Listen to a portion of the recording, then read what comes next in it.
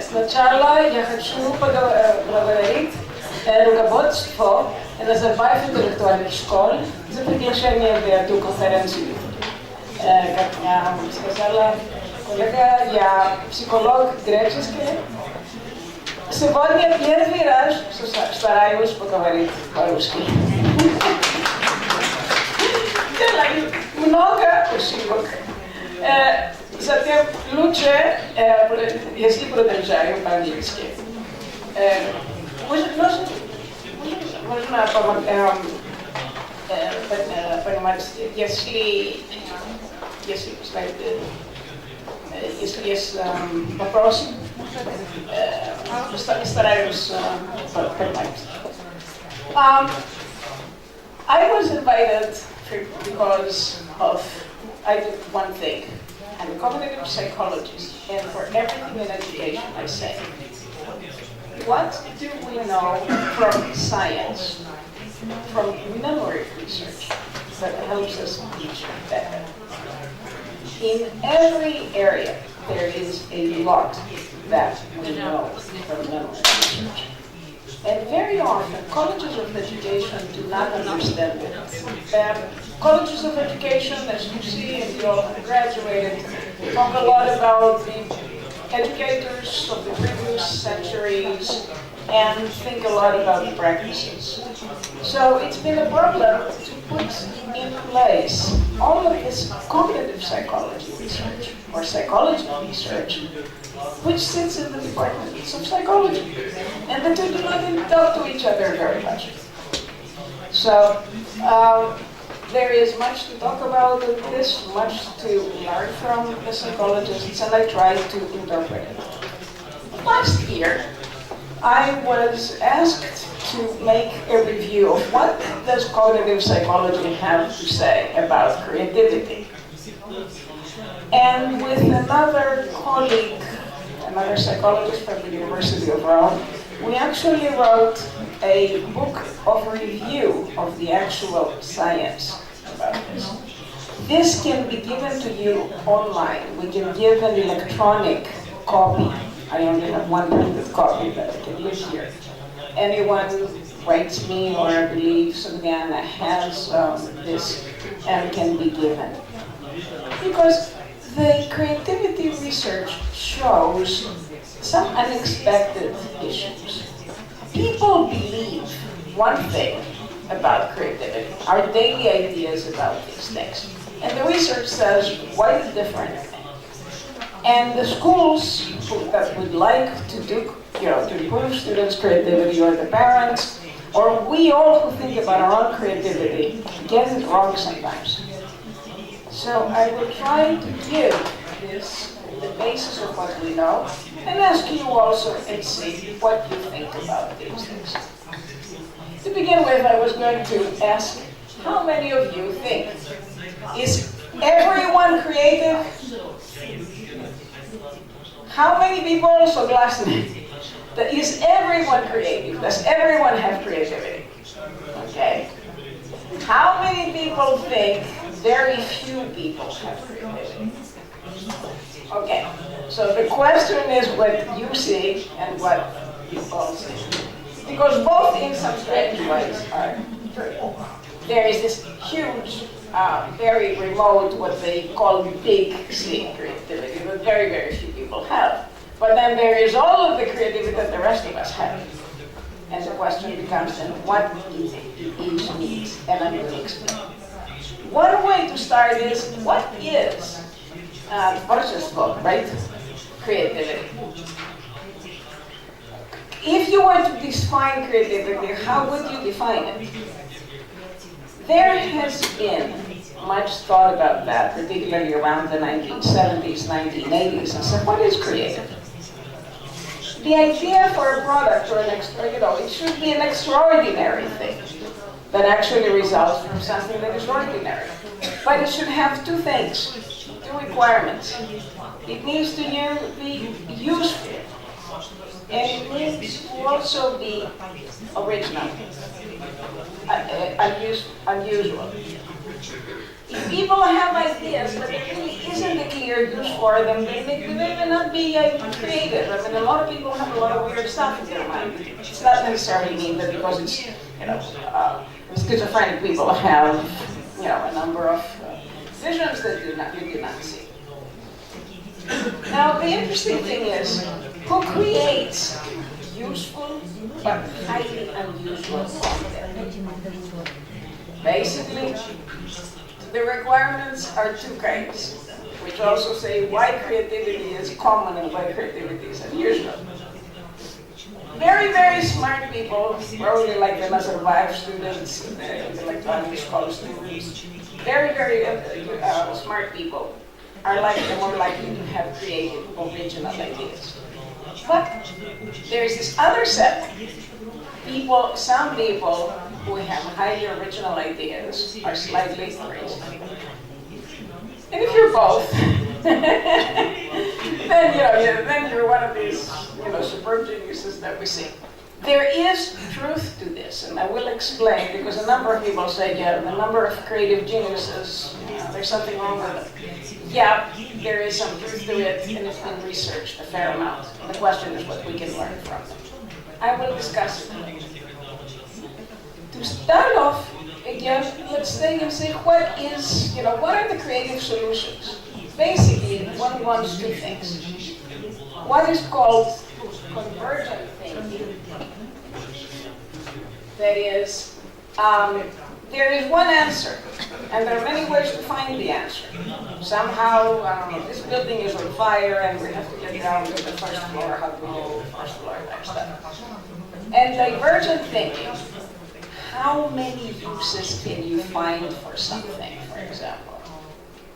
And these two things is what much of creativity is about. Is how many remote connections can you find about these things? And this is how they are used. For common people's creativity, one has to say, there is such a thing as mini creativity, impressions, insights and ideas that we all have. You have a child gets 3 or 4 items together. How do they come up to one whole? I, being Greek, I hear Russian words and I say, now I see from ancient Greek this word in Homer. This is what it is. That's what it is in Russian. Oh, you see, you do European cognates. That kind of stuff is really what we call mini creativity. It's within your head. It doesn't go anywhere. It may be useful. The little c, the creativity, is where you have actual uses of stuff that you can put together. For example, how do you decorate, how do you make curtains given some pieces of cloth that you find in your grandmother's closet? How do you sew them together, how do you make the patterns? That kind of stuff is daily creativity. I'm doing this cute as possible, by the way. That's where you see this. The pro-C is what big masters, professional people. You go to the doctor, and the doctor has these unusual insights about 3 or 4 kinds of situations and symptoms that I see. I said, no, really the problem with you is something different than people say. And it is used, it's because of the person's professional knowledge. And then, of course, there's the big creative, what they call the big C, the Einstein type stuff.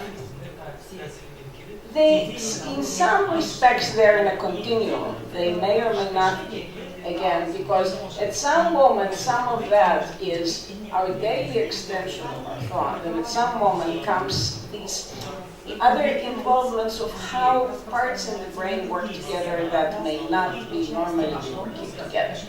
So maybe the big C is more of the parts of the brain that you can't control, that work together in ways you can't help. The mini C, the little c, the pro C are more of quote-unquote normal people. To give you an example of the big C, which is there was a mathematician, an Indian mathematician named Ramanujan. How many of you have heard of Ramanujan? The guy would come up with the strangest ideas in number theory that he himself didn't quite understand, didn't know how they came out. The stuff did come out. He had, however, enough presence of mind to write it down, to try to make sense, to express these things in English, mother tongue, understanding, and to write about it and try to get help. So it was not just one idea coming, which might or might not be original. It was just stuff was flowing at him.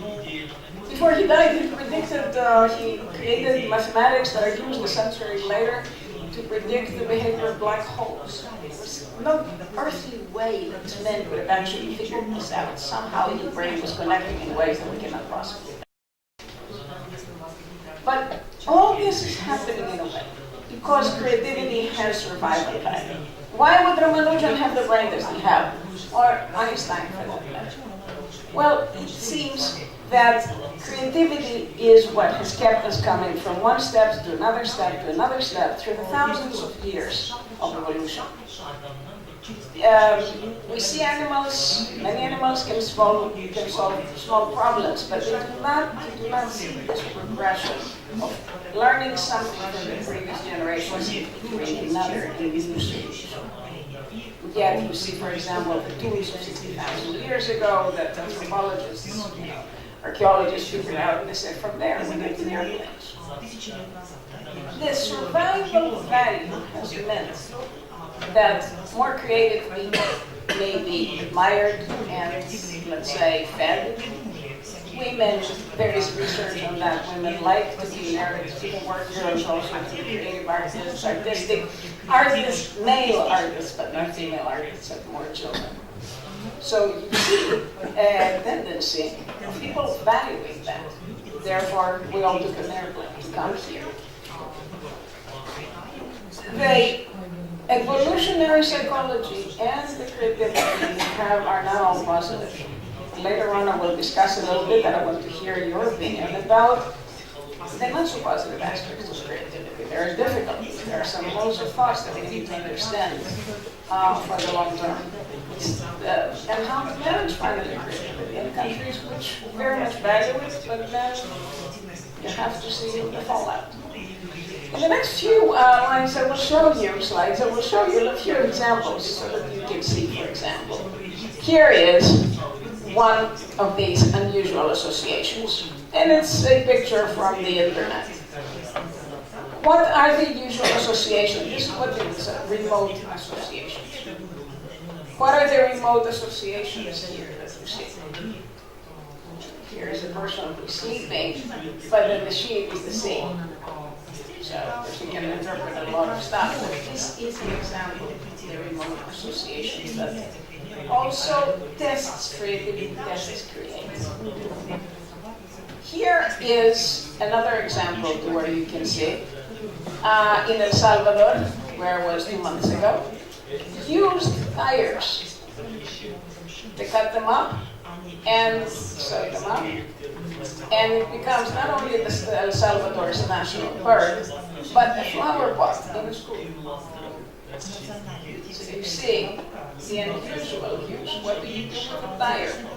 The other one was remote association. Here is more of an unusual use. Here is a tire, it's been cut up, and you end up with a children.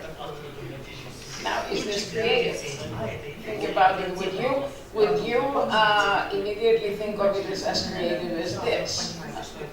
Because we're doing so much thinking about art. How about this? What are we trying to do?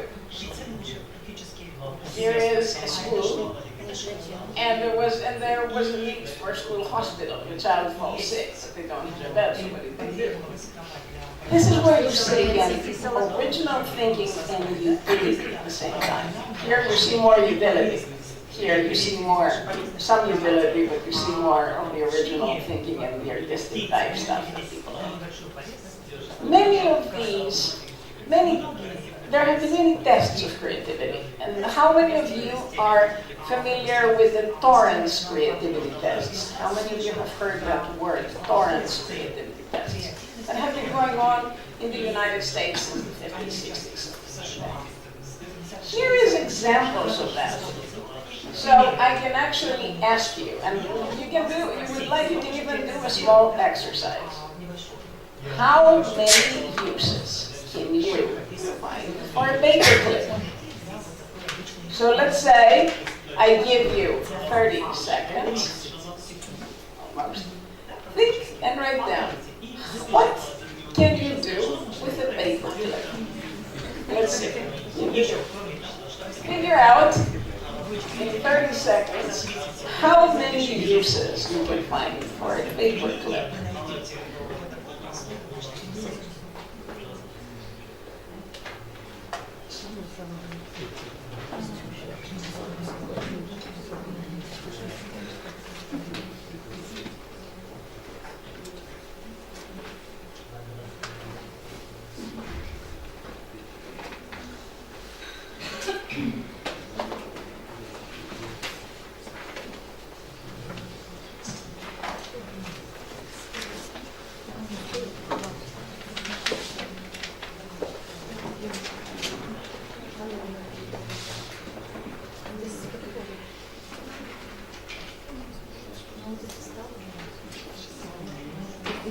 Let's ask some questions. How many people actually did this? What is, raise your hand, how many people? Okay, how many ideas did you have about a paperclip? What can you do with a paperclip? Где-то идей, наверное, пока 3. Это может быть заколка, может быть бусы, может быть браслет в виде сделан. И может быть в виде брошки что-то прикрепить. Да.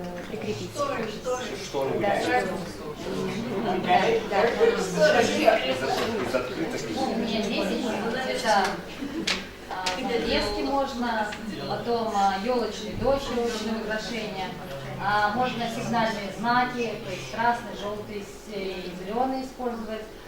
Можно разделение на группы по цветам, это вот в классе, когда деление на группы. Можно сделать, для скрепления бумаги, это обычно украшение для ушей, если немножко разогнуть, то можно дырочку просунуть, это будут оригинальные сережки. Это можно цепочку сделать,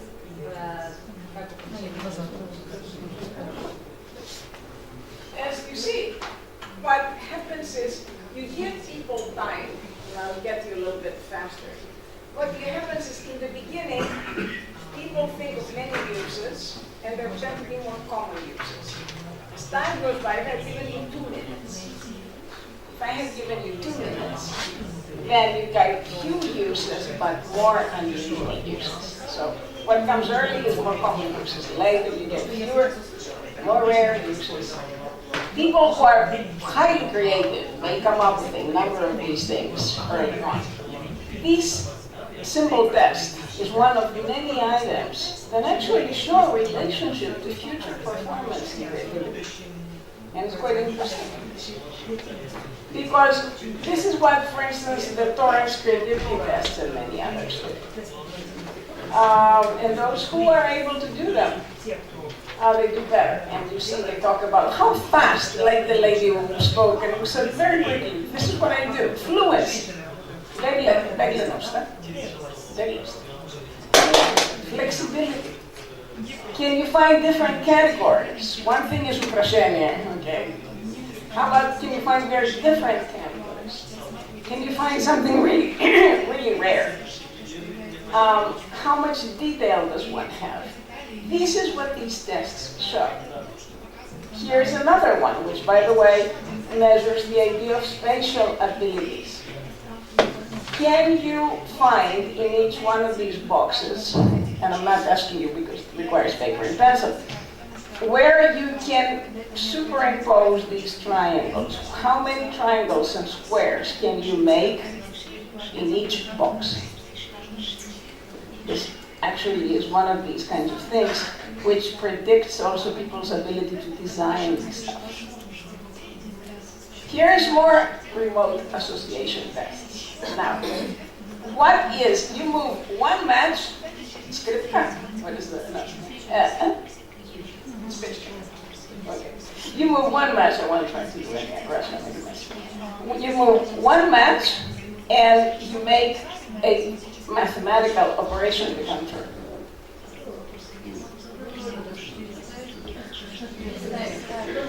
Okay.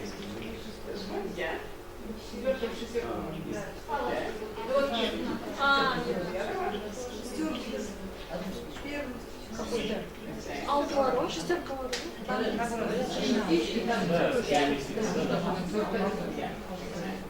So this level was very intelligent, very creative, people immediately see things.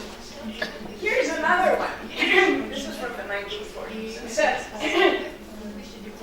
here you have these pieces. It's a box. It's thumbtacks. Attach a candle to the wall. What are you going to do? How do you attach a candle to the wall?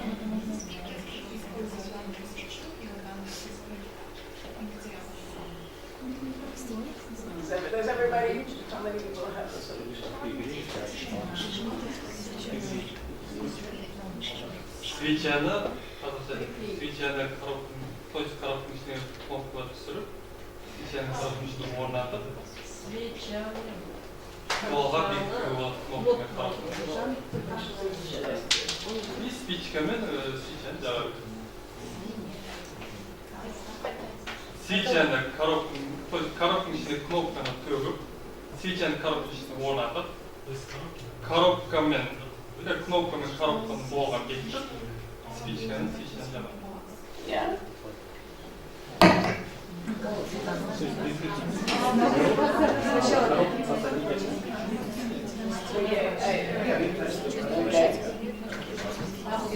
Actually, yeah. This actually is very bright. Here is, for instance, one solution that they thought. You take the box and you put it and you put the candle. This situation describes something else, however, that when we are used to seeing things in their usual uses, we cannot come up very easily with unusual uses. And a major question in creativity is to break up what is called the mental stats also, which means, we know something is used for, okay, this is, we know what it is used for, what else can you do with it? It's a major issue of this. Children, interestingly, don't know enough about have not become so fluent and automatic about traditional uses, and they can find unusual uses more easily, which is why you hear children have creativity. Well, yeah, in some way, we all have creativity. It's just that they're not so much subject to the limitations of having seen something. But this is what we get. And few ideas, the ideas become fewer and fewer and fewer in time, they become more and more creative with time. And then people become trying to combine them. For example, you get a chair and you have one of these things where they used to swing children. They used to sleep under this kind of chair. And from this kind of chair, you can actually say, well, can we do like this? We can these kinds of things, and it is important to figure out these are the basis how to make the people do it. One says, are people creative in every domain, or is it specific things one can do? This is a big discussion, and here in the schools, for example, NIS schools have been doing probably training. I've seen some pictures. One has to also say, and we can return to it, there are many programs that will try to train people in creativity. Will they make you a better artist and a better scientist? It's kind of difficult to say. No, apparently, probably not. General domain of creativity is related to intelligence. If you're smarter, you may be smarter in a lot of stuff because it has to do with speed of neuronal system. But if we give a 6-week course on how to become to creatively solve mathematical problems, probably you won't be able to do better color mixing of art. Probably not. But we have to, these are the kinds of things also that need more research and applications, like some of our colleagues have been saying, because it is possible to change responses a fair amount. Now somebody says, why are we stuck with they example, like we said, here is the candle. You can always, if you see the box and the box of contacts, you cannot usually see the box as the basis of the candle. This is why memory matters a whole lot. Permit me to give very quickly the basis of why memory matters, not only for creativity, but for everything else. We can think of our memory as the biggest bottle in the world. Our long-term memory, think about it as a very, very big bottle. It's a small bottle, but we can use it. So all your memories are sitting here. Everything you've ever learned. And by the way, the memories are connected in networks. But the bottle has a very narrow neck. This is what is called working memory. Работная память, оперативная память, работная память. These people, you have to have the definitions here. Working memory. It is very narrow. It holds only about 7 items, maybe 12 seconds, 25 seconds. Very, very narrow what we can hold. But all the conscious stuff needs to go through to the big bottle, to the small one. And also here, in the bottle neck, is the moment when we bring ideas together. I want to solve a problem. The knowledge needs to rise up from the bottle, sit over here, get mixed up, come up with associations, because then we feel very fast. It has to be done instantly, because we forget. This is a big problem and a limitation, not only of creativity, but of everything else. But the situation is this. We need to have extremely fast knowledge in our hands to be more creative. That is pretty much a requirement. And the idea of fast means this.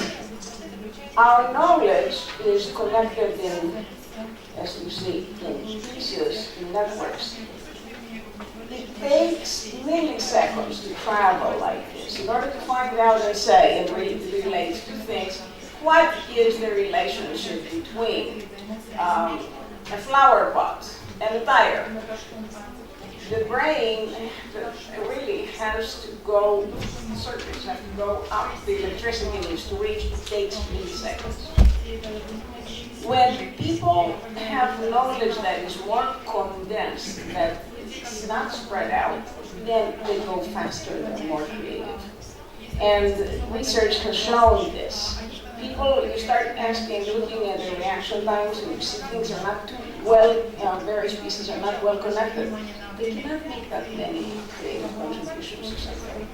If we know something very well, everything we know is well connected, we're much more likely to find creative uses. So more associations means that people are more close, their concepts are closely related. Fewer associations, the concepts are not closely related. And this particular thing is showing a bunch of words. So these are less creative people, strangely, than these people.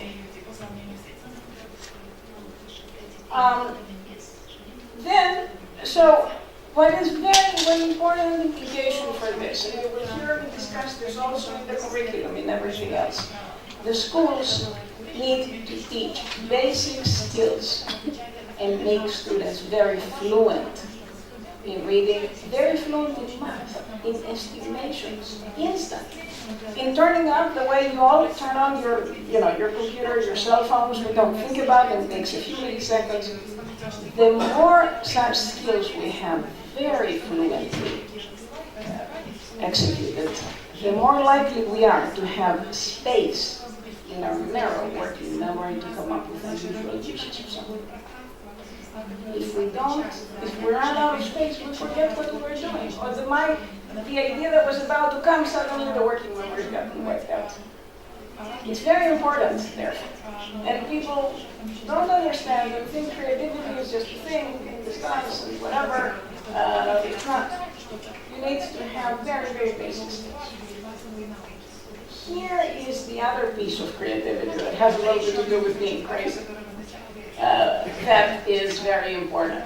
And it is more challenging for the schools to do it. However, we also have to understand what it is because we can improve that. We have parts in our brain that block out extraneous noise, external noise. You hear them once, you hear them twice, you hear the children, then you forget it and you focus on something. If people, or there is a television playing, some people are able to both focus on the task, but not block out all these distractions. Now, normally this would be considered negative, and sometimes it is negative. But it has strangely this positive aspect that if you don't block everything out, something suddenly comes new, and you see it and it's unusual.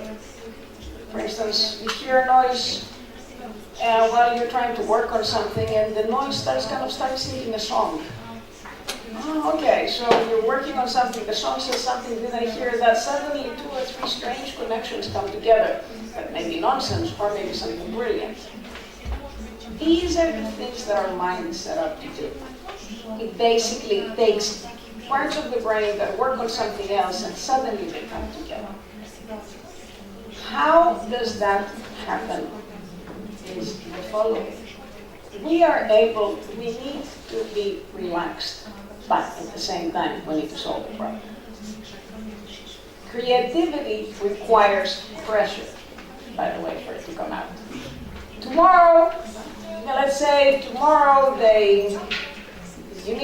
your car has broken down, you need to go to some remote part of Kazakhstan and you can't find any level, you can't do anything, you've got to find some way to get to it. What are you going to do? That is the pressure, the deadline. You've got to finish a paper tomorrow.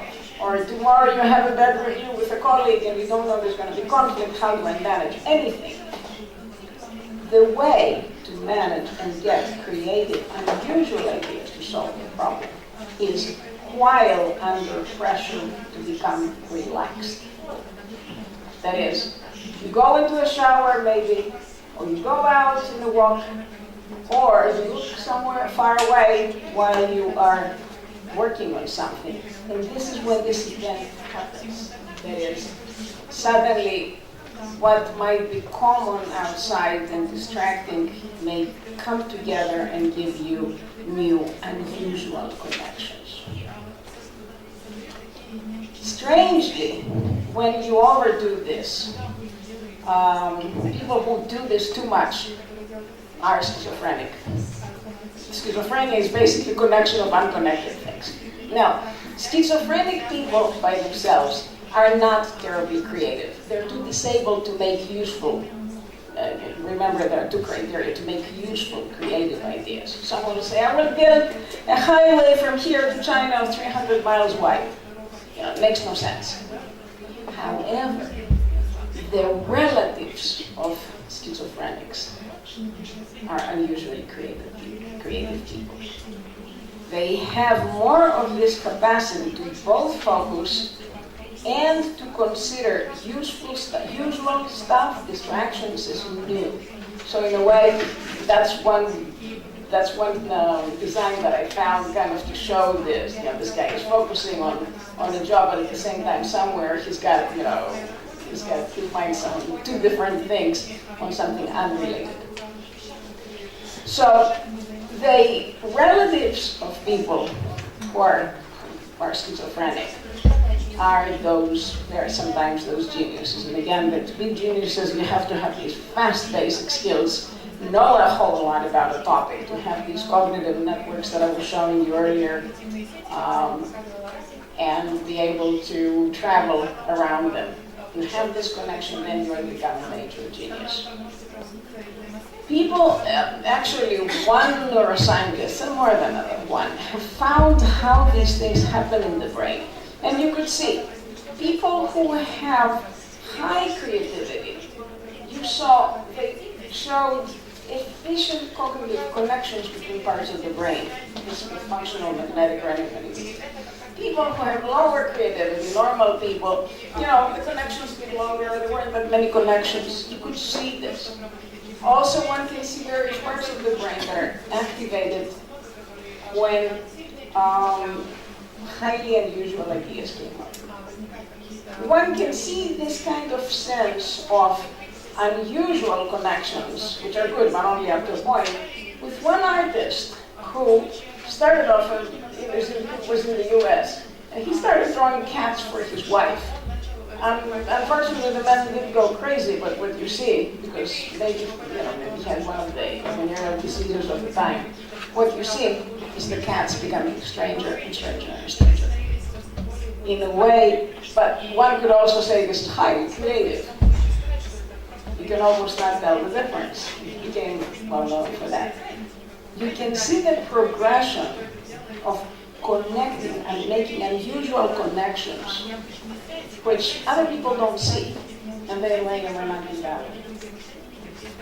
But this story tells us a number of things. Again, for creativity, we need to know a whole lot. We treat it very fast so that it crosses very quickly, comes up into the bottle, and has time for us to think why we are in this bottleneck. Within about 12 seconds, a few seconds, less than that sometimes, come up with solutions. This is one part. We need it. Out of that, we get a whole lot of this little c, big C, and then little c, mini c, even the professionals. The other side is this, connections in our brain that are not normally there. And people who are schizophrenic, or relatives of schizophrenics, may get them without effort. We may get a little bit of that by being distracted while under pressure to solve the problem. The situation is therefore, one of the things that needs to be said is, creativity does not come out easily. We think, and very often I'll show you sometimes pictures of that, children, let them express their creativity by drawing, let them all be relaxed. Strangely, no, that is not the correct condition for creativity, to optimize creativity. You need pressure. There needs to be a problem. There needs to be an obstacle. You've got to solve something. And then, if you back off for a moment, you can find the solution. Strangely, it is adversity, therefore, difficulty that brings us out of creativity. For example, right now, the Syrian refugees in Europe in the winter will get very, very creative. And interestingly, children, many of the important, great, creative minds started from childhood creativity. The parents died, and the child had to make do with whatever they can, and somehow they came up with this. This shows us something else that has been worrying people in the United States. Parents today have become very protective of their children, and they don't let them solve their own problems. They solve their children's problems. Not coincidentally, perhaps, that Torrance creativity tests keep talking in schools. That is, the children of the last Torrance administration, it's done every few years, were showing fewer unusual solutions than back in the 1960s. Now, is this, the real picture? Is this coincidence? We have to understand, on one hand, here is the NIS that is trying very much to bring out creativity. Fine, in a controlled environment. But in children's lives, the solutions, the parents provide the solutions. There are fewer choices and needs to become creative to solve real life problems.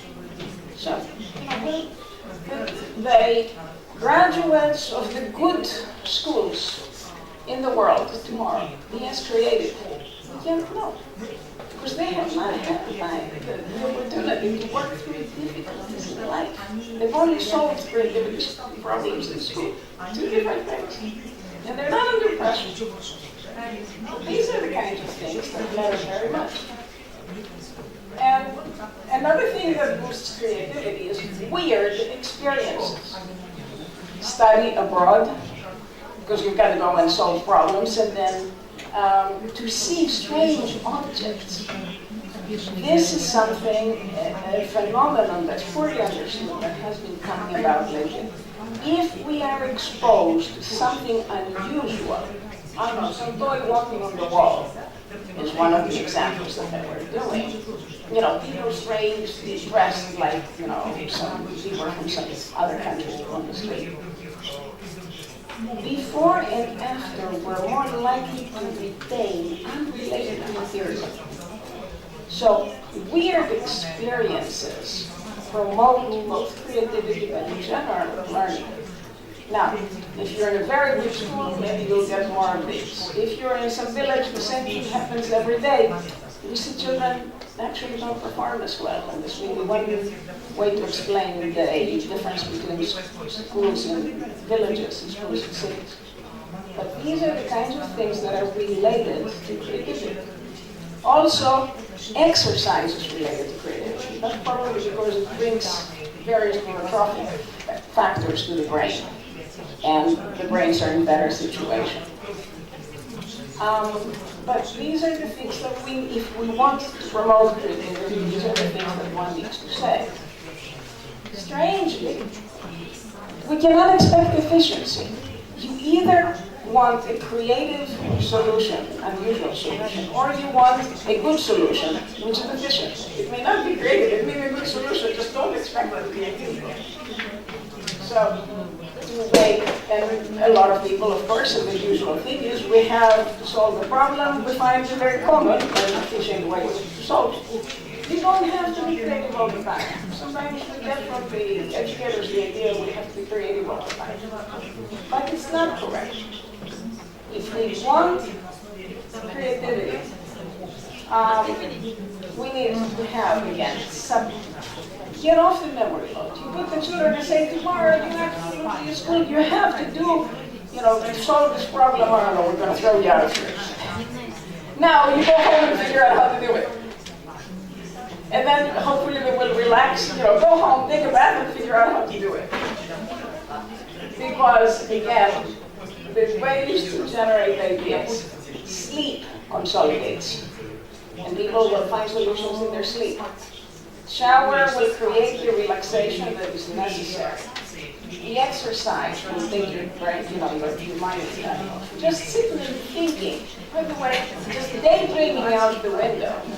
You're sitting and trying to solve a difficult problem. People find themselves, you know, trying to focus there. No, you're just, you know, throwing stuff in and out. Imagine one way to creative creativity is saying, instead of solving the problem for yourself, imagine solving it for someone else. That's another one of the basics. But it is not important and it's not necessary to say you have to do it immediately. You won't get the best creativity. Or there's no reason to solve it immediately. Then you just get common ideas that pass by. Now people say, how about groups? Let's all brainstorm. Brainstorming, strangely, is not the best way. What does it mean? We all sit here in a group, and we have to say, what is the best way to make NIST more creative? What happens if we all sit in a group and give our ideas is that we think, what would the baby person say? Maybe they think I'm stupid, I won't say something. So people self-censor. They won't say what they think. The better way for you to brainstorm, and students or faculty or anyone to do it, is to say, writing these stupid ideas, silently, without discussing with the others. Also, it can be done by computer where you're not knowing who it is, and put down. Then let's open the cards. Then it becomes effective. To where everyone, let's say the uses for the paperclip, everyone writes however many uses for a paperclip, Now let's open the papers. Then we will have 41 uses for paper clip and a comment from common one user. Do you understand? What it is that we must do with brain story? We need to generate, everyone needs to generate their own ideas and share them. Also, very important. Here is another situation that is worth understanding, and it's a little bit problematic, and people are not used to thinking about it. Creative people can be different. And by the way, how many of you are teachers at the MAS schools? Because you may be having students who may think very highly of themselves. What happens is, creative people, some of them have these schizophrenia, some characteristics of schizophrenia, because I explained to you there is a relationship. That means they may disregard others. They may be focused internally, they think of their own thing, don't see anybody else around them. They may have dead manners. Very bright students have learned that they can convince things, they can lie to people. I have one that's so bright he can lie to everybody, and has not been very good for his life now. Very, very bright, everybody believes him. Therefore, the very creative people may actually be hard to get along with. As colleagues, they're also saying, I am Steve Jobs, okay? I don't have to pay attention to anyone. Everyone pays attention to me. Can you imagine having an organization full of such people? They may not get along with each other. If you're a manager of such people or a such student, at the same time, these are the people you need to do something, let's say, if you really need, a product and innovation that is really good. They have become a problem to manage. So, the thing that happens, and we see that in the world, unfortunately, creative terrorists, violent people can become very creative. Particularly they figure out how to do something. They will imitate the best producers of Hollywood violence. So there is an element of difficulty in creativity that I want to hear from you. How do you manage? What are your experiences about? It really brings into situation questions like, do you really want a whole country, a whole university, or a whole class full of very creative people, everybody singing their own tune? It's not easy necessarily. To the contrary, there is one professor, Хэлен Abadzi from Univerситет, she keeps saying, really what you want is a ratio. You want few creators, many imitators. Or let's say, I am creative in figuring out linguistic connections, but I'm not creative in making up a cell phone, so I will make the cell phone the same thing. You want to make cell phones, be creative with that. We need for each domain few creators, perhaps many imitators. And this has not been considered very much. So there is some need for countries to understand this, particularly when you have situations where you're creating a lot of people with a lot of creative potential. What happens to them? What are the relationships with their others? Is it, at the end of the day, how much positive production do you have? Here's another situation that's complicated, is how creativity affects creativity in women. Women seem to come, the various tests of creativity show, women come to the same conclusions usually, but maybe through different avenues of thinking. That may or may not matter. But They seem to be very good, just as good as the boys in conception. They will not sometimes be very good in application. How do we do this stuff?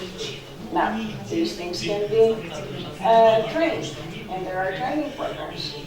But the one training program that I saw showed girls actually not getting as much benefit from the creativity training as the boys. They got 50% of those course figures.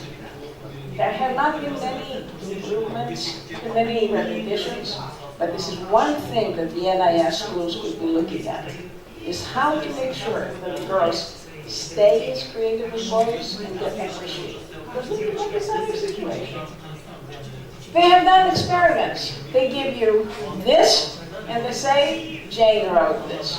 Okay? How creative is it? They give you this, and they say, Mark wrote this. How good is it? And what is the finding? Women's products are judged as less creative than men's. Yeah. By the way, women are no strangers to the same exact cognitive biases. It's ridiculous. Then you get this situation. The idea of teams competing, let's say which team is going to make the best solar vehicle, and we'll get $100,000 in MIT. The men can compete and stay friends. Women competing, they actually become enemies, and they may never speak to each other. That's one problem. The other problem is they become afraid that they will be seen as more aggressive. So if you put women to compete with other women and the women who stay back will not contribute.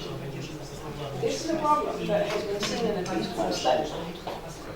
Again, because the MIS schools has highly creative, highly achieving girls, it is worth doing some research and studying very closely how to get the best of the benefit for the girls, to have them stand up, be equally considered creative, and be able to work in groups without getting into social fights.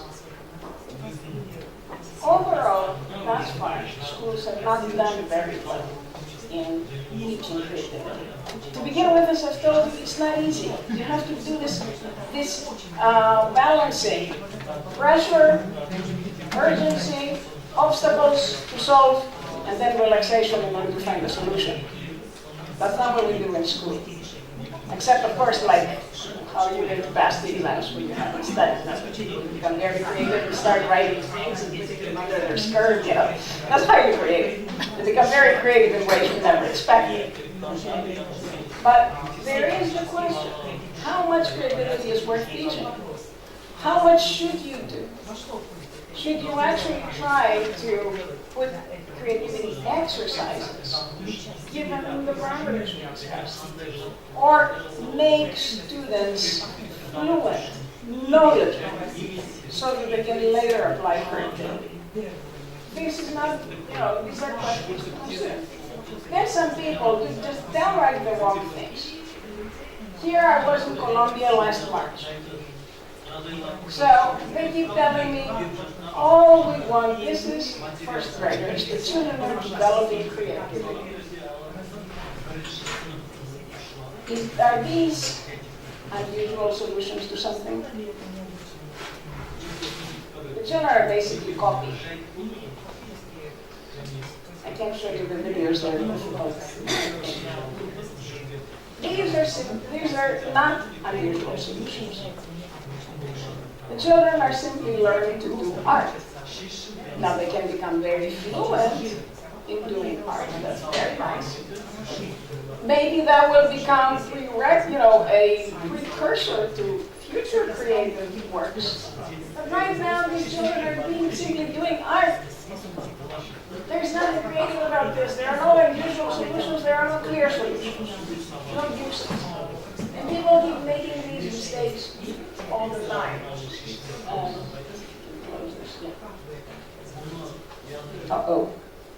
For example, they were trying to write the number 12.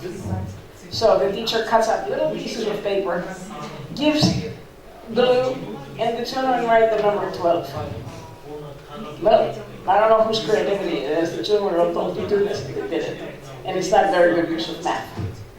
Or they do this, they put them to draw on the cell. This is creative.